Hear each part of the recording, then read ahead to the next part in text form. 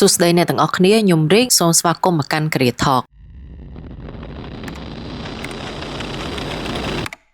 កាលពីសប្តាហ៍មុនយើងបានរៀនពីនាយកដ្ឋាននៅក្នុងសាជីវកម្មដែលជានាយកដ្ឋានដែលអាចរកប្រាក់ចំណូលចូលមកក្រុមហ៊ុនបានមេរៀនដែលយើងបានរៀននោះមានដូចជានាយកដ្ឋានផ្នែកលក់ Sales Department នាយកដ្ឋានផ្នែកទីផ្សារ Marketing Department ហើយសម្រាប់សប្តាហ៍នេះយើងនឹងរៀនអំពី Business Development Department នាយកដ្ឋានអភិវឌ្ឍអាជីវកម្មនាយកដ្ឋានផ្នែកអភិវឌ្ឍអាជីវកម្មមានតួនាទីនៅក្នុងការស្វែងរកនិងបង្កើតឱកាសនៅក្នុងការរីកចម្រើនថ្មីៗសម្រាប់ក្រុមហ៊ុនដែលមនុស្សទូទៅកំពុងតែយល់ច្រឡំថានាយកដ្ឋានផ្នែកអភិវឌ្ឍអាជីវកម្មនិងនាយកដ្ឋានផ្នែកលក់គឺជានាយកដ្ឋានតែមួយខណៈពេលដែលនាយកដ្ឋានផ្នែកលក់គឺផ្ដោតសំខាន់នៅក្នុងការបិទបញ្ជីនិងរកប្រាក់ចំណូលមកកាន់ក្រុមហ៊ុនចំណែកឯនាយកដ្ឋានអភិវឌ្ឍអាជីវកម្មគឺផ្ដោតសំខាន់ទៅលើការពង្រីកខ្លួននៅក្នុងរយៈពេលវែងមុខងារសំខាន់ទី1នៅក្នុងនាយកដ្ឋានអភិវឌ្ឍអាជីវកម្មគឺការទម្លាយចូលទៅក្នុងទីផ្សារថ្មីដែលរួមមាននៅក្នុងការស្វែងរកក្រុមអតិថិជនថ្មីៗតំបន់ភូមិសាស្ត្រទីផ្សារថ្មីៗឬវិស័យឧស្សាហកម្មថ្មីៗដែលក្រុមហ៊ុនរបស់យើងអាចចូលទៅដំណើរការអាជីវកម្មបានមុខងារសំខាន់មួយទៀតគឺការអភិវឌ្ឍភាពជាដៃគូដោយផ្នែកអភិវឌ្ឍអាជីវកម្មមួយនេះគឺដើរតួនាទីសំខាន់នៅក្នុងការបង្កើតទំនាក់ទំនងជាមួយនឹងដៃគូសហការថ្មីដើម្បីបង្កើតកិច្ចសហការប្រតិបត្តិយុទ្ធសាស្ត្រការបណ្ដាក់ទុនរួមគ្នាឬបង្កើតបណ្ដាញចែកចាយផលិតផលឬក៏សេវាកម្មរបស់ក្រុមហ៊ុនក្រៅពីនេះនាយកដ្ឋានផ្នែកអភិវឌ្ឍអាជីវកម្មពួកគាត់ក៏វាយតម្លៃទៅលើផលិតផលនិងសេវាកម្មផងដែរដោយធ្វើការវិភាគទៅលើតម្រូវការទីផ្សារលទ្ធភាពដែលអាចទៅរួចនៅក្នុងផ្នែកហិរញ្ញវត្ថុនិងតម្រូវការនៅក្នុងផ្នែកប្រតិបត្តិការមុននឹងចាប់ផ្ដើមគម្រោងថ្មីណាមួយនៅក្នុងក្រុមហ៊ុនដែលជាហេតុផ្នែកអភិវឌ្ឍអាជីវកម្មត្រូវសហការជាមួយនឹងផ្នែកលក់ផ្នែកប្រតិបត្តិការផ្នែកហិរញ្ញវត្ថុនិងផ្នែកទីផ្សារហើយជាញឹកញាប់ផ្នែកអភិវឌ្ឍអាជីវកម្មមួយនេះតែងតែចូលរួមនៅក្នុងការរៀបចំផែនការយុទ្ធសាស្ត្រជាមួយនឹងថ្នាក់ដឹកនាំនៅក្នុងក្រុមហ៊ុនដើម្បីស្វែងរកនៅទស្សនៈដ៏ស៊ីជម្រៅរបស់ពួកគេក្នុងការជួយតម្រង់ទិសដៅរបស់ក្រុមហ៊ុនក្នុងរយៈពេលវែងសម្រាប់បុគ្គលិកការស្វែងយល់ពីផ្នែកអភិវឌ្ឍអាជីវកម្មមួយនេះគឺជួយឲ្យពួកគាត់អាចចេះគិតវែងឆ្ងាយលើសពីកិច្ចការប្រចាំថ្ងៃរបស់ពួកគាត់ដោយចាប់ផ្ដើមមើលឃើញពីក្រុមហ៊ុនថាតើធ្វើយ៉ាងណាដើម្បីឲ្យរីកចម្រើនរបៀបនៃការឈានចូលទីផ្សារថ្មីនិងការបង្កើតភាពប្រកួតប្រជែងជារួមមកការអភិវឌ្ឍអាជីវកម្មគឺជាស្ពានចម្លងដែលតភ្ជាប់រវាងយុទ្ធសាស្ត្រទៅនឹងការអនុវត្តជាក់ស្ដែងដែលបន្សល់នៅការបង្កើតចំណូលនាពេលអនាគតអូខេដើម្បីយល់បន្ថែមយើងសិក្សានៅក្នុង slide របស់យើងផ្ទាល់ដែលយើងបានគ្រោងទុកអញ្ចឹងនៅក្នុង slide របស់យើងនេះខ្ញុំបានបង្ហាញពី the purpose ឬក៏គោលបំណងនៅក្នុងការបង្កើតនាយកដ្ឋានផ្នែកអភិវឌ្ឍអាជីវកម្មនេះរួចហើយកាលពីវីដេអូមុនដូច្នេះនៅក្នុងសប្តាហ៍នេះយើងនឹងបង្ហាញអ្នកទាំងអស់គ្នាថាតើ business development នេះមានសារៈសំខាន់អ្វីខ្លះនៅក្នុងការបង្កើតនាយកដ្ឋាននេះនៅក្នុងក្រុមហ៊ុនសាជីវកម្មឬក៏អាជីវកម្មរបស់អ្នកនាយកដ្ឋានផ្នែកអភិវឌ្ឍអាជីវកម្មឬក៏យើងហៅថា business development ហ្នឹងគឺជានាយកដ្ឋានមួយដែលធានាបានថាធ្វើយ៉ាងណាឲ្យក្រុមហ៊ុនរបស់យើងនឹងកាន់តែរីកចម្រើនហើយនឹងមិននៅមួយកន្លែងពីព្រោះថាទីផ្សាររបស់យើងវានឹងរីកចម្រើនពីមួយឆ្នាំទៅមួយឆ្នាំតាមរយៈតម្រូវការរបស់អតិថិជនឬក៏ទីផ្សារយើងរីកចម្រើននៅក្នុងផ្នែកណាមួយបរិយាកាសនៃសង្គមរបស់យើងនៅក្នុងការរស់នៅនឹងពីមួយឆ្នាំទៅមួយឆ្នាំគឺវាមានការរីកចម្រើននៅក្នុងវិស័យខុសៗគ្នាដែលតម្រូវឲ្យក្រុមហ៊ុនរបស់យើងមិនថាវាជាសាជីវកម្មឬក៏អាជីវកម្មនោះទេគឺទាមទារឲ្យមានការផ្លាស់ប្ដូរនៅផ្នត់គំនិតផ្លាស់ប្ដូរនៅចក្ខុវិស័យផ្លាស់ប្ដូរនៅរបៀបនៃការរស់រានមានជីវិតនៅក្នុងក្រុមហ៊ុនរបស់យើងនឹងពីមួយថ្ងៃទៅមួយថ្ងៃដែលទាមទារឲ្យក្រុមហ៊ុនទាំងនឹងត្រូវបង្កើតនៅនាយកដ្ឋានអភិវឌ្ឍអាជីវកម្មមួយនេះដើម្បីឲ្យពួកគាត់មានតួនាទីនៅក្នុងការគិតទៅលើយុទ្ធសាស្ត្របំបែកទីផ្សារបំបែកតម្រូវការអតិថិជនបំបែកទីតាំងភូមិសាស្ត្រនៅក្នុងការលក់ទៅលើផលិតផលរបស់យើងនិងបំបែកផលិតផលនិងសេវាកម្មរបស់យើងឲ្យមានច្រើនបែបច្រើនយ៉ាងតាមតម្រូវការរបស់អតិថិជនអញ្ចឹងនាយកដ្ឋានមួយនេះគឺគាត់ជាអ្នកមានចក្ខុវែងឆ្ងាយជាអ្នករៀបចំផែនការបានវែងឆ្ងាយហើយនឹងជាអ្នកដែលពឹងផ្អែកទៅលើ data ពឹងផ្អែកទៅលើយុទ្ធសាស្ត្រដែលពួកគាត់បានគិតចេញមកនឹងពីព្រោះថា រអ្វីដែលគាត់កាត់ចេញមកវានឹងមានផុសតាវានឹងមាន data មួយចំនួនដើម្បីមកគ្រប់គ្រងទៅលើគំនិតគាត់ឲ្យគំនិតរបស់គាត់នឹងត្រូវបានឈ្នះនៅក្នុងការប្រជុំជាមួយនឹងថ្នាក់ជាន់ខ្ពស់ដើម្បីឲ្យថ្នាក់ជាន់ខ្ពស់យល់ព្រមថាក្រុមហ៊ុនរបស់យើងត្រូវពង្រីកនៅក្នុងផ្នែកណាមួយដើម្បីឲ្យក្រុមហ៊ុនរបស់យើងនឹងវារីកចម្រើនបើនិយាយឲ្យចំបំផុតគាត់មានតួនាទីសំខាន់នៅក្នុងការផ្ដោតឆាន់ទៅលើចក្ខុវិស័យរបស់ក្រុមហ៊ុនអូខេអញ្ចឹងបើសិនជាយើងមាននាយកដ្ឋានមួយនេះនៅក្នុងអាជីវកម្មឬក៏សហជីវកម្មរបស់យើងណាថាតើនាយកដ្ឋានមួយនេះអាចផ្លាស់ប្ដូរអ្វីខ្លះនៅក្នុងក្រុមហ៊ុនរបស់យើងទី1គឺផលិតផលហើយនិងសេវាកម្មនឹងឯងទី2គឺទីតាំងភូមិសាស្ត្រនៅក្នុងការលក់ដោយតែអ្នកទាំងអស់គ្នាបានឃើញឧបមាថាការលក់របស់យើងមានតែភ្នំពេញទេយើងដំណើរការនៅក្នុងភ្នំពេញ3ទៅ4ឆ្នាំហើយអញ្ចឹងវាដល់ពេលល្មមដែលយើងគួរតែពង្រីកសាខាពង្រីកតំណាងចាយចាយពង្រីកទីតាំងនៅក្នុងការលក់នៅតាមជាយខេត្តឬក៏នៅតាមតំបន់ខេត្តណាមួយដែលរីកចម្រើនដូចជាសៀមរាបបាត់ដំបងមានតំបន់ទេសចរច្រើនអញ្ចឹងយើងអាចពង្រីកសាខានៅទីនោះមុនអីចឹងទៅអញ្ចឹងអាហ្នឹងវាពឹងផ្អែកទៅលើ data មួយចំនួនណាដែលខាង business development គាត់អាចយកផុសតាងមួយចំនួនដើម្បីមក support ថាអូឆ្នាំចាស់ឆ្នាំថ្មីនេះយើងមាន data ដែលចេញពីក្រសួងទេសចរថាមានចំនួនមនុស្សដែលចូលទៅមើលអង្គរវត្តនិងចូលទៅ visit សៀមរាបរបស់យើងនៅក្នុង2លាននាក់អញ្ចឹងអានេះគឺជាផុសតាងដែលចេញពីក្រសួងហ្មងអត់អាចបដិសេធបានទេអញ្ចឹងវាគួរតែជាឱកាសល្អសម្រាប់ក្រុមហ៊ុនរបស់យើងដើម្បីទៅបើកសាខាកន្លែងហ្នឹងនេះហើយគឺជាអ្វីមួយដែលជាការងាររបស់នាយកដ្ឋានផ្នែកអភិវឌ្ឍអាជីវកម្មរបស់យើងហ្នឹងតមកទៀតគឺ customer segment អាហ្នឹងវា relate ទៅនឹង product ហើយនឹង service របស់យើងដូចគ្នានៅពេលណាដែលក្រុមហ៊ុនរបស់យើងលក់ទៅនឹងផលិតផលមួយហើយយើងដឹងហើយផលិតផលមួយហ្នឹងលក់បានតែមនុស្សដែលមានវ័យពី25ទៅ35ទេដែលយើងលក់ដាច់ជាងគេបើសិនជានៅក្រោមហ្នឹងឬក៏នៅលើហ្នឹងពួកគាត់អត់សូវមានតម្រូវការនៅក្នុងការទិញផលិតផលឬក៏សេវាកម្មមួយហ្នឹងទេអញ្ចឹងវាធ្វើឲ្យក្រុមហ៊ុនត្រូវតែបង្កើតទៅលើ customer segment នឹងថ្មីសិក្សាពីមនុស្សថ្មីថានៅក្នុងក្រុមពី25ទៅ15វិញថាតើពួកគាត់មានតម្រូវការបែបណាអញ្ចឹងពួកគាត់នឹងបង្កើតផលិតផលថ្មីមួយទៀតដែលតម្រូវការទៅតាមវ័យរបស់គាត់ហើយចំណែកឯ35ទៅ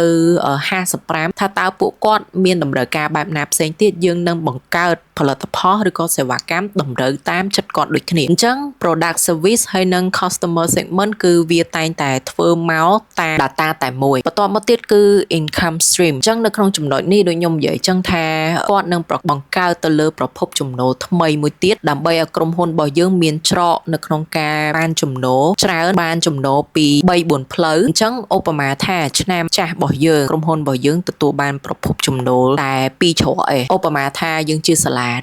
រៀនរបស់យើងទទួលបានប្រាក់ចំណូលទី1គឺបានពីសិស្សានុសិស្សដែលគាត់បង់ថ្លៃចូល semester តើយើងធ្វើយ៉ាងណាដើម្បីទទួលបានប្រភពចំណូលថ្មីមួយទៀតក្រៅពីសិស្សានុសិស្សបើសិនជាសិស្សចូលសិក្សាតែ2 semester នៅក្នុងមួយឆ្នាំហើយមួយ semester តែ3ខែនឹងអញ្ចឹងបានន័យថានៅក្នុងមួយឆ្នាំមានការបង់ប្រាក់តែ2ដងទេហើយ2ដងអាចចាយទៅដល់6ខែដែលជាកន្លះឆ្នាំចុះកន្លះឆ្នាំទៀតយើងរកប្រាក់ចំណូលបែបម៉េចហើយអាចសវាយបានអត់ឬក៏6ខែនៃ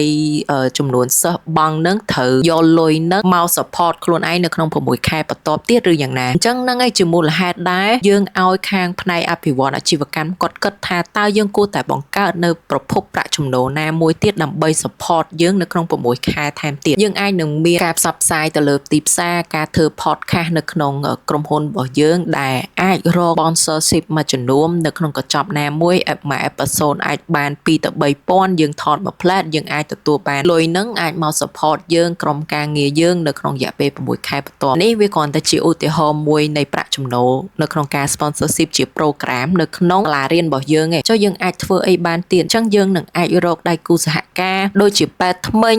ដូចជាតៃខ្វាន់ដូដូចជាអីហ្នឹងគឺវាមិនបាច់រកប្រាក់ចំណូលក៏បានក៏ប៉ុន្តែអាចរកដៃគូសហការដែលធ្វើឲ្យយើងមានផលចំណេញរៀងខ្លួនហើយអញ្ចឹងយើងអត់ចាំបាច់ចាយទៅលើផ្នែកខាងហ្នឹងទេយើងបែរជាបានវាមកដោយមិនចាំបាច់ចាយលុយអញ្ចឹងអាហ្នឹងក៏វាអាចផ្ដល់ផលរីកចម្រើនមកកាន់យើងដោយមិនមានការចំណាយខ្ពស់ជារៀងរាល់ខែផងដែរនេះហើយគឺជា income stream ចុះបន្តមកទៀតតើវាមានចំណុចអីគឺ new business model ខ្ញុំអាចឧទាហរណ៍មួយទៀតបានថាពីមុនយើង traditional marketing យើងធ្វើការភាគច្រើន physical ច្រើន លក់នៅតាមទីតាំងជួបមុខផ្ទាល់អីបានយើងលក់ចេញក៏ប៉ុន្តែឥឡូវហ្នឹងយើងលក់តាមតែអនឡាញទេបានយើងលក់រួចអញ្ចឹងយើងអាចលើកឧទាហរណ៍ពេលហ្នឹងបានន័យថានៅពេលដែលអាជីវកម្មមួយគាត់បានផ្លាស់ប្ដូររបត់ខ្លួនឯងពី model បែបផែនជា traditional ចាស់មកដូរចេញជា digital បែបថ្មីនៅក្នុងឡងពេលហ្នឹងឯងនៃការបត់បែនខ្លាំងបំផុតហ្នឹងថាតើនាយកដ្ឋាន business development ហ្នឹងគាត់នឹងរៀបចំផែនការបែបម៉េចដើម្បីឲ្យយើង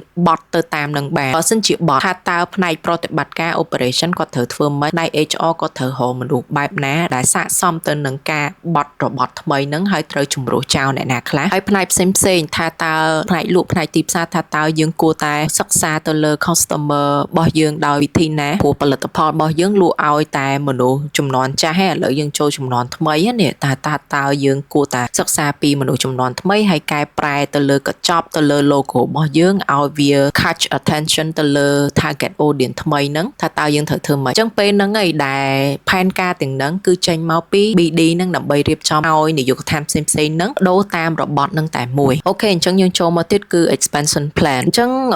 អ្វីដែលខ្ញុំនិយាយមុននេះក៏វាអាចចូលរួមចំណែកនៅក្នុងការពង្រីកទៅលើក្រុមហ៊ុនរបស់យើងនឹងឯងអ្វីដែលខ្ញុំនិយាយមុនហ្នឹងបើយើងបូកចូលគ្នាវាคล้ายទៅជា proposal ធំមួយវាคล้ายទៅជាយុទ្ធសាស្ត្រថ្មីមួយដែលយើងអាចពង្រីកទៅលើអាជីវកម្មរបស់យើងហើយមិនត្រឹមតែប៉ុណ្ណោះពួកគាត់នឹងគិតថាតើអាការពង្រីកថ្មីមួយហ្នឹងវាអាចនឹងមាន duration ប៉ុណ្ណាអីក៏ដោយគឺវាមាន expire ជានិច្ចថាពេលណាដែលវាផុតកំណត់នៅក្នុងការប្រើប្រាស់មិនខុសគ្នាពីផលិតផលហើយនិងសេវាកម្មដែលក្រុមហ៊ុនរបស់យើងផ្ដល់ទៅឲ្យអតិថិជនរបស់យើងវាក៏មានពេលវេលាមួយដែលវាផុតកំណត់នៅក្នុងតម្រូវការរបស់អតិថិជនដូចគ្នាអញ្ចឹងយើងអាចម៉ៃឃើញថាការបដូររបត់ថ្មីទាំងនេះបដូរផលិតផលទាំងនេះពង្រីកទីផ្សារពង្រីកភូមិសាស្ត្រនៅក្នុងការលក់ទាំងនេះអ្វីដែលយើងបាននិយាយមុនហ្នឹងយើងត្រូវគិតថាការផ្លាស់ប្ដូរមួយហ្នឹងអាចនឹងមានការផុតកំណត់នៅឆ្នាំណាមួយអញ្ចឹងយើងអាចប្រើប្រាស់នៅយុទ្ធសាស្ត្រមួយហ្នឹងបានតែ3ឆ្នាំទេ3ឆ្នាំទៀតយើងនឹងផ្លាស់ប្ដូររបត់ថ្មីមួយទៀតហើយអញ្ចឹងអាហ្នឹងគឺជា expansion plan បន្ទាប់មកទៀតគឺ evaluate ROI ហើយនឹងការ analyze ទៅលើហានិភ័យអញ្ចឹងជាធម្មតាយើងត្រូវបានអីមកវិញអញ្ចឹងជាទូទៅនៅពេលដែល BD គាត់ដាក់ទៅលើ proposal ទៅលើ strategy នៅក្នុងការបដូររបត់អីមួយថ្មីនៅក្នុងក្រុមហ៊ុនរបស់យើងគឺត្រូវការចំណាយអញ្ចឹងការចំណាយទាំងហ្នឹងតើធ្វើយ៉ាងណាឲ្យវាមាន return of income ឲ្យវាមានប្រសិទ្ធភាពថាអ្វីដែលយើងបានបដូរមែនហ្នឹងវានឹងផ្ដល់ផលប្រយោជន៍ឲ្យយើងពិតប្រាកដអត់អញ្ចឹងយើងអ្វីដែលជាយុទ្ធសាស្ត្រយើង list វាជា scope of work ហើយវា return វិញជា report ថាតើនៅក្នុង list របស់យើងនៅក្នុងសកម្មភាព task របស់យើងនីមួយៗថាតើវាពិតប្រាកដថា task មួយនេះយើងធ្វើហើយវាត្រឡប់មកឲ្យយើងបានអីគេវិញហើយ task មួយទៀតដូចគ្នាអញ្ចឹងយើងនឹង evaluate មើលថាតើមួយណាវាអាចនឹងមានប្រសិទ្ធភាពមួយណាវាមិនដំណើរការហើយបើមិនដំណើរការតើយើងគួរកែលម្អឬក៏ធ្វើវាឲ្យវាប្រសើរនៅត្រង់ចំណុចណាមួយដើម្បី generate revenue ចូលនៅក្នុងក្រុមហ៊ុនឲ្យបានហើយនៅក្នុងហ្នឹង BD ក៏មានការ analyze ទៅលើហានិភ័យនៅក្នុងការសម្រេចចិត្តអីមួយដូចគ្នាអញ្ចឹងនៅពេលដែលក្រុមហ៊ុនយើងបដូររបត់អីមួយប្រកបណាស់គឺការបដិសេធនឹងមានភាពខ្ពស់ជាងការដែលយល់ព្រមទៅលើយុទ្ធសាស្ត្រមួយហ្នឹងពីព្រោះថាការបដិសេធក៏ព្រោះអីក៏ព្រោះតែយើងចាយនៅក្នុងការវិនិយោគទុនយើងចាយទៅលើគម្រោងមួយដែលយើងមិនប្រកាសថាតើវានឹង return income យើងមកវិញអត់យើងចាយទៅលើរបស់មួយដែលវាផ្លាស់ប្ដូរយុទ្ធសាស្ត្រផ្លាស់ប្ដូរ model business model របស់យើងខ្លាំងពេកអញ្ចឹងវាធ្វើឲ្យបង្កនៅហានិភ័យ BD គាត់ជាអ្នកស្វែងរកនៅនឹងហានិភ័យនឹងមុនដើម្បីមកប្រាប់យើងហើយឲ្យយើងទុកចិត្តទៅលើការសម្រេចចិត្តរបស់គាត់ដើម្បីឲ្យយើងយល់ព្រមទៅលើការដែលគាត់បានគិតរួចហើយនឹងថាបើសិនជាដូរទៅបើមានរឿងនេះកើតឡើងគាត់នឹង give solution ឲ្យយើងទៀតថា solution ទី1ទី2ទី3បើយើងធ្វើនេះមិនបានយើងធ្វើនេះវិញអញ្ចឹង BD គាត់នឹងគិតពីហានិភ័យមុនគាត់នឹងគិតពី idea data report អ្វីក៏ដោយដែល support ទៅលើការកំណត់របស់គាត់ដែលគាត់បានបំផុសមកកាន់យើងដើម្បីឲ្យយើងសម្រេចចិត្តនៅក្នុងការធ្វើហ្នឹងបន្ទាប់មកទៀតគឺ threat នឹងដែរពាក់ព័ន្ធជាមួយនឹងក្រុមហ៊ុនរបស់យើងថាតើនៅពេលដែលយើងធ្វើទៅយើងអាចខ្លាយទៅជាគូសត្រូវខ្ញុំឧទាហរណ៍ឲ្យអ្នកទាំងអស់គ្នាសួរស្ដាប់នៅពេលណាដែលយើងជាបុគ្គលិកនៅក្នុងក្រុមហ៊ុនម្នាក់ហើយយើងធ្វើការតែយើងឯងហើយយើងអត់មានកំហុសអីទេក៏ប៉ុន្តែមេអត់សូវចូលចិត្តយើងឯងដោយសារអីដោយសារយើងជា threat គាត់យើងគឺជាដៃគូប្រកួតប្រជែងដ៏សម្ងាត់នៅក្នុងខ្លួនរបស់គាត់ហើយយើងអត់ដែលដឹងទេអញ្ចឹងគាត់ខ្លាចថាយើងខ្ពស់ជាងគាត់ខ្លាចយើងចេះជាងគាត់អញ្ចឹងគាត់យល់គាត់មើលឃើញមកយើងគឺជា threat គាត់ហ្មងរាល់សកម្មភាពរបស់យើងគឺគាត់ aware ទាំងអស់ហើយត្រូវបានរាំងស្ទះ ត្រូវបានអីដោយសារតែគាត់យល់បែបជា personal អត់យល់បែបជាការធ្វើការជារួមនៅក្នុងក្រុមហ៊ុនដើម្បីសម្រេចទៅលើចក្ខុវិស័យរបស់ក្រុមហ៊ុននេះគាត់យល់បែបបើសិនជាឯងធ្វើរឿងហ្នឹងហើយនឹងឈ្នះអញរឿងអីអញ្ចឹងអាហ្នឹងឯងគឺជា trend នេះជាការបញ្យល់របស់ខ្ញុំអញ្ចឹងមិនខុសគ្នាពីចំណុចនេះដែរបើសិនជាក្រុមហ៊ុនរបស់យើងធ្វើទៅវាមានចំណុចអីគេខ្លះអញ្ចឹងវានឹងមានផលប៉ះពាល់ទៅលើគូប្រជែងរបស់យើងដូចគ្នាបើសិនជាយើងធ្វើចំណុចណាមួយនៅក្នុងទីផ្សារបច្ចុប្បន្នយើងនៅក្នុង rank នេះស្រាប់តែយើងបដូរ business model ភ្លាមយើងស្រាប់តែចូលទៅក្នុង rank មួយទៀតដែលស្មើជាមួយនឹង competitor ដទៃអញ្ចឹង competitor ដទៃគេនឹងមើលមកយើងជា threat ដែរយើងនឹងបានផ្លាស់ប្ដូរទៅលើ competitor ថ្មីដូចគ្នាយើងលែងគិតខ្លួនឯង compete ជាមួយនឹង competitor ចាស់ហើយយើងគិតខ្លួនឯង compete ជាមួយនឹង competitor ថ្មីអញ្ចឹងយើងប្រើយុទ្ធសាស្ត្រថ្មីដូចគ្នាជាចុងក្រោយគឺការ research ហើយនិង case study ហើយនេះហើយគឺជា proof គឺជាផុសតាងដែល BD ត្រូវមានជំនាញជាក់លាក់មួយនៅក្នុងការ research នៅក្នុងការលើក case study មួយចំនួនថាបើសិនជាយើងបដូរបែបនេះតើយើងនឹងជួបបញ្ហាអ្វីយើងសិក្សាយើងបញ្យល់គ្នាទៅវិញទៅមកយើង explain ពួកគាត់ឲ្យគាត់យល់ពីអ្វីដែលយើងកំពុងធ្វើដើម្បីពង្រីកនៅអាជីវកម្មរបស់យើងនឹងឯងអូខេបន្តមកទៀតបើសិនបើអាជីវកម្មឬក៏សាជីវកម្មរបស់យើងមិនមានធនធានផ្នែកអភិវឌ្ឍអាជីវកម្មឬក៏ business development នឹងទេតើក្រុមហ៊ុនរបស់យើងនឹងជួបបញ្ហាអ្វីទី1ក្រុមហ៊ុនរបស់យើងនឹងចូលនិវត្តន៍នឹងផុតកំណត់ពីព្រោះថាតម្រូវការរបស់តេជនវាកាន់តែរីកចម្រើនទៅមុខជានិច្ចចំណែកក្រុមហ៊ុនរបស់យើងបានតែបំពេញតម្រូវការដែលនៅក្នុង rank មនុស្សមួយនឹងឯងនៅពេលដែលមនុស្សកើតឡើងពីមួយចំនួនទៅមួយចំនួនឥឡូវចូលឆ្នាំ90ឆ្នាំ2000ទៀតឆ្នាំ2010អញ្ចឹងអាហ្នឹងដែលវាទៅចំនួនបែបហ្នឹងផលិតផលយើងនៅដដែលអញ្ចឹងយើងប្រកាសជាចូលនិវត្តន៍យើងប្រកាសជាផុតកំណត់នៅក្នុងការប្រើប្រាស់នៅក្នុងទីផ្សារមួយហ្នឹងទី2គឺយើងពិបាកនៅក្នុងការចូលទីផ្សារថ្មីពីព្រោះថា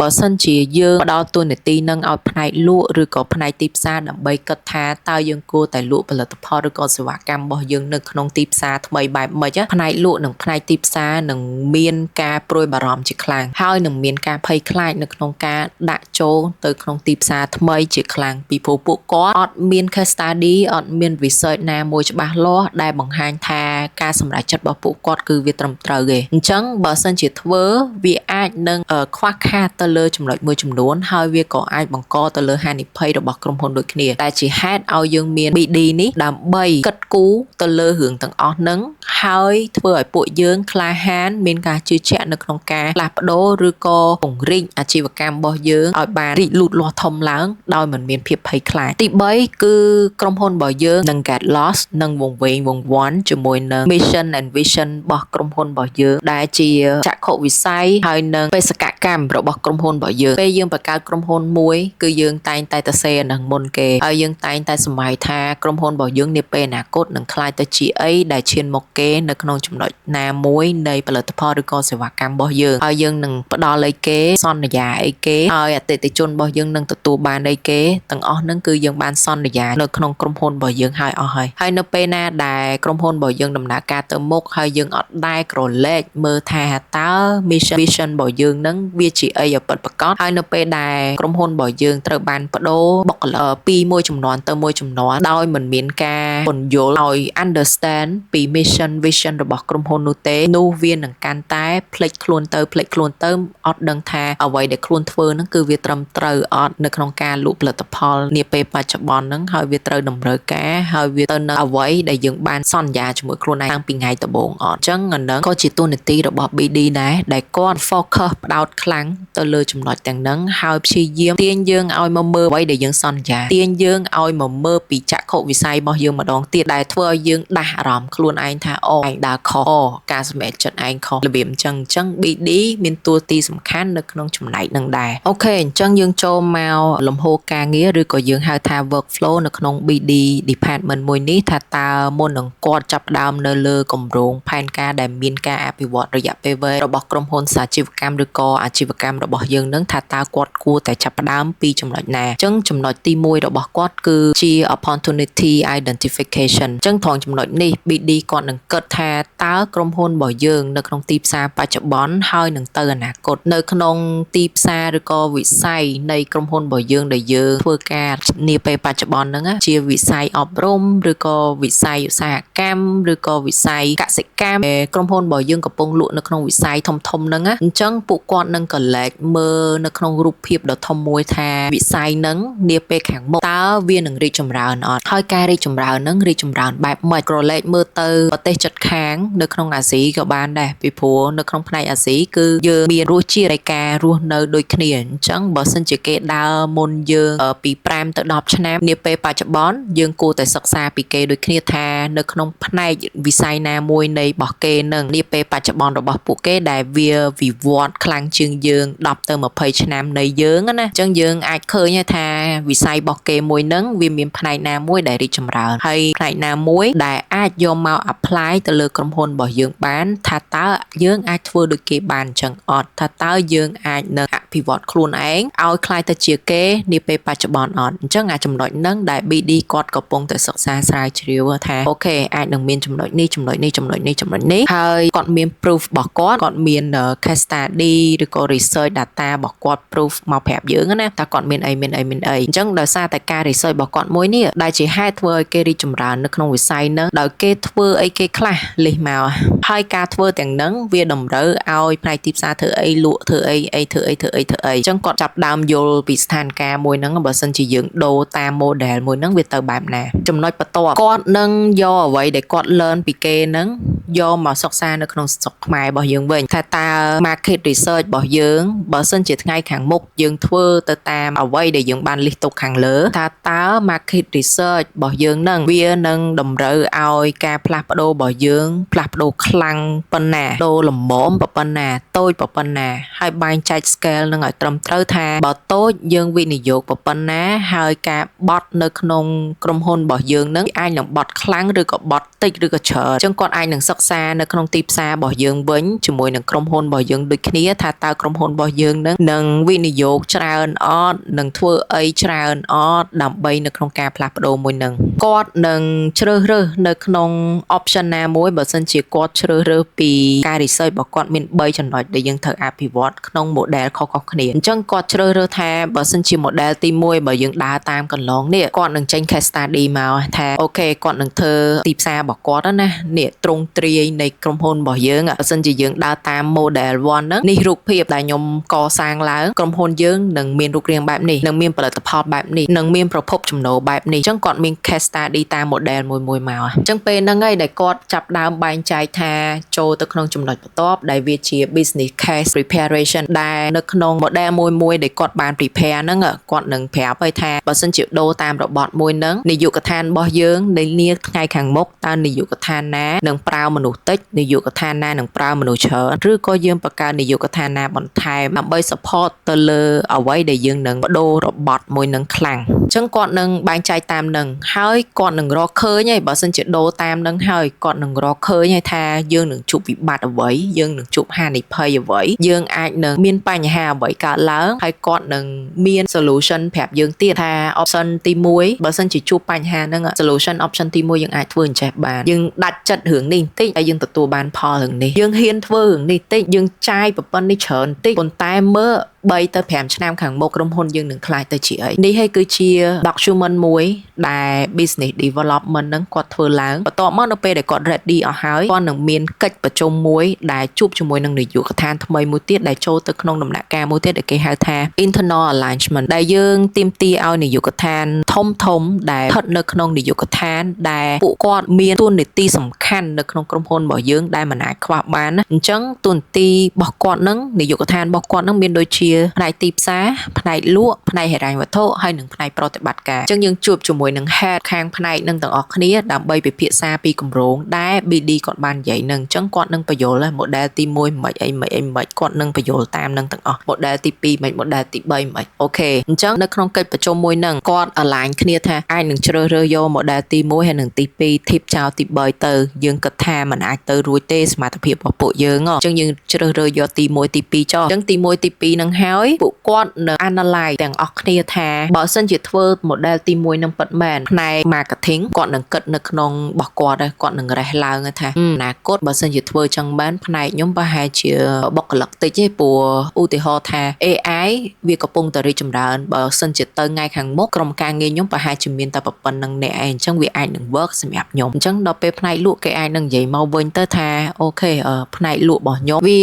50-50វាត្រូវតែលក់នៅក្នុងការជួបផ្ទាល់វាត្រូវតែមានមនុស្សដែលនិយាយពិភាក្សានៅក្នុងការ convince អតិថិជនវាត្រូវតែមានបោះសាយ physical ផងហើយ digital ផងអញ្ចឹង digital វាត្រូវតែមានអ្នក control អញ្ចឹងអាចនឹងមានមនុស្សមួយចំនួនបន្ថែមនៅក្នុងការ support បើសិនជា model របស់យើងបានជោគជ័យហើយនឹងមានការលក់ច្រើននោះយើងនឹងត្រូវការ support មនុស្សថែមអញ្ចឹងបើសិនជាខាង marketing ត្រូវការដកមនុស្សតម្លើងខាង sale បានន័យថានឹងវិជ្ជមានណាត្រូវទេការចំណាយរបស់យើងគឺថេរដដែលប៉ុន្តែ model របស់យើងវា working អាហ្នឹងគឺជាអីដែលពួកគាត់ align គ្នាអញ្ចឹងនៅពេលដែល align គ្នាហើយ BD នឹងមានការ meeting ថ្មីមួយទៀតជាមួយនឹងថ្នាក់ជាន់ខ្ពស់ដើម្បីឲ្យពួកគាត់សម្រេចចិត្តថាតើអាចជ្រើសរើសយក model ណាមួយដើម្បីយកមកធ្វើតេស្តដើម្បីចូលមកដំណាក់កាលបន្ទាប់អញ្ចឹងគាត់នឹងមើលអស់ហើយអញ្ចឹងទៅគាត់គ្រាន់តែ approve ទេថា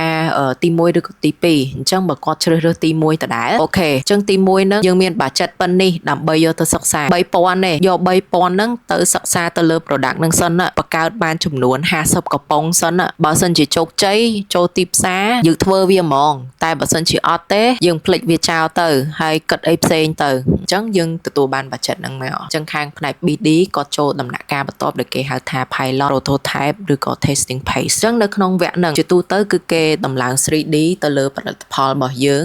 ចេញ demo យើងហៅថា demo យើងចេញ demo ថាខ្ញុំឧទាហរណ៍ជាក់ស្ដែងចឹងចុះក្រុមហ៊ុន Sabia កម្ពុជាដែលឥឡូវហ្នឹងចេញ alcohol ថ្មីដែល 4.4 ឬក៏ Sabia ដែលមិនមាន alcohol សុទ្ធនេះហើយអ្វីដែលយើងឃើញនៅក្នុងបណ្ដាញសង្គមគេអាសាប្រហោះថាអូចេញផលិតផលថ្មីពី Cambodia Beer ចេញផលិតផលថ្មីពី Cambodia Water អញ្ចឹងយើងឃើញគេថតរោងចក្រថតរោងចក្រឲ្យយើងមើលហ្នឹងថាគេផលិតផលរបស់គេនឹងមានថ្មីមានអីមានថ្មីគេខំប្រឹងធ្វើ marketing បន្តិចហ្នឹងគឺជាការតេស្តទីផ្សារទេតេស្តទីផ្សារថាតើយើងពុះ control ជាមួយនឹងផលិតផលមួយនឹងប៉ុណ្ណាបើសិនជាការពុះ control របស់យើងវាបានធ្វើឲ្យខាងគាត់ទទួលបាន data មួយដែលជាផុសតាងថាការលក់របស់ផលិតផលរបស់ពួកយើងគឺពិតជាជោគជ័យមែនបើសិនជាយើងដាក់លក់នៅក្នុងទីផ្សាររបស់យើងអាហ្នឹងហើយគឺជាផុសតាងតែបើសិនជាពួកយើងទាំងអស់គ្នាមិនសូវជាមួយនឹងផលិតផលហ្នឹងទេផលិតផលមួយហ្នឹងចូលទីផ្សារតែមួយបាច់ហ្នឹងទេតែ3000នៃការធ្វើតេស្តហ្នឹងទេអញ្ចឹងលក់អស់ហើយគឺអត់មានអីទៀតទេហើយគេនឹង flop មកវិញថានេះគឺជា limited edition នេះគឺជាផលិតផលមានរដូវកាលនឹងមួយទេរបៀបអញ្ចឹងឯងអញ្ចឹងគេនឹង flop បែបហ្នឹងអូខេអញ្ចឹងគេធ្វើចូលមកដល់ដំណាក់កាលយើងវិញអញ្ចឹង3000ហ្នឹងយើងមកធ្វើ demo យើងមកចេញជាកំប៉ុងរបស់យើងចេញ package ចេញអីមកយើង run operation deliver product នឹងមកប្រហែលកំប៉ុងយើងចោះ500កំប៉ុងយើងចោះអញ្ចឹង500កំប៉ុងហ្នឹងដំណាក់កាលបន្ទាប់ត្រូវបានយកមក evaluate ឬក៏ ROI analysis ហ្នឹងដែលខ្ញុំបាននិយាយមិញហ្នឹងគេអាចនឹងតេស្តទីផ្សារជាមួយយើងដោយឲ្យយើងហ្នឹងឃើញទៅលើផលិតផលរបស់គេឃើញទៅលើការបង្ហោះទីផ្សាររបស់គេនៅក្នុងពេលហ្នឹងបើសិនជាយើងពុះ control ឬក៏អីហ្នឹងវាជា proof ហើយអញ្ចឹងពេលហ្នឹងហើយដែលយើងចូលដំណាក់កាលបន្ទាប់ដែលវាជា decision making មួយ go or no go អញ្ចឹងចូលមក decision មួយហ្នឹងគេនឹងជួបប្រជុំគ្នាជាមួយនឹងថ្នាក់ជាន់ខ្ពស់ហើយនឹងជាមួយនឹង head of department ផ្សេងទៀតដើម្បីសម្រេចចិត្តថាតើ model ដែលយើងបានធ្វើហ្នឹងហើយនេះជា proof នៃ data នៃទីផ្សាររបស់យើងថាតើវាពុះ control មិនពុះ control ហ្នឹងទាំងអស់ហ្នឹងហើយតើយើងអាចសម្រេចចិត្តពេលហ្នឹងបានទេថាតើគម្រោងហ្នឹងនឹងទៅមុខឬក៏ថយក្រោយឬក៏បំភ្លេចចោលឬក៏ធ្វើថ្មីអញ្ចឹងបើសិនជាគម្រោងហ្នឹងត្រូវបានពុះ control បើមានភាគរយខ្ពស់អូខេ go អញ្ចឹងយើងសម្រេចចិត្តថា go អញ្ចឹងនៅពេលហ្នឹងហើយដែលយើងចាប់ផ្ដើម implement ទៅលើ plan ហើយ department មួយគាត់ចាប់ផ្ដើមយកអ្វីដែល BD គាត់បានសាងហ្នឹងយកទៅ develop ចេញជា proposal strategy របស់គាត់នៅក្នុងនីមួយៗវិញដើម្បីនៅក្នុង department មួយហ្នឹងគាត់ទៅប្រាប់ team គាត់ឲ្យទៅធ្វើអីទីផ្សារយើងធ្វើអីខាង sale ត្រូវធ្វើអី operation ត្រូវធ្វើអីអញ្ចឹងគាត់នឹងប្រាប់ team គាត់ឲ្យទៅ execute ទាំងអស់ហ្នឹងដើម្បីត្រៀមខ្លួនទាំងអស់គ្នានៅក្នុងការដាក់លក់ទៅលើផលិតផលថ្មីរបស់យើងចូលទីផ្សារអញ្ចឹងពេលហ្នឹងហើយយើងរៀប plan ទាំងអស់ហ្នឹងហើយបើសិនជាផលិតផលរបស់យើងត្រូវបាន ingredient ណាមួយនៅក្នុងផលិតផលរបស់យើងហ្នឹងវាតម្រូវឲ្យយើងហ្នឹងត្រូវការ ingredient ពី partnership របស់យើងពីខាងនេះអញ្ចឹងពេលហ្នឹងហើយដែលយើង ប្រាប់ថាខ្លួនឯងគឺ go decision ហើយយើងនឹងបោះទុនទៅលើការចេញទៅលើផលិតផលមួយហ្នឹងអញ្ចឹងយើងកម្រងរបស់យើងចេញផលិតផលមួយហ្នឹងអាចថា$1 លានអញ្ចឹងចុះអញ្ចឹង$1 លានហ្នឹងយើងនឹងទៅជួបជាមួយនឹងសហការដៃគូរបស់យើងដែលធ្វើយ៉ាងណាឲ្យផលិតផលហ្នឹងចេញដូចជាខាងផ្នែក ingredient ខាងផ្នែក supplier ខាងផ្នែកអីណាមួយហ្នឹងសាញជាមួយគាត់ដើម្បីធ្វើផលិតផលរយៈពេល1ឆ្នាំជាមួយគ្នានៅក្នុងតម្លៃណាមួយអញ្ចឹងវាអាចកាត់បន្ថយទៅលើការវិនិយោគទុននៅក្នុងនឹងឯងអាហ្នឹងគឺជាចំណែកមួយវាអាចជា partnership ឬក៏ contract ទៅលើអីមួយផ្សេងទៀតអញ្ចឹងបន្ទាប់ពីចូលដំណាក់កាលហ្នឹងហើយគឺ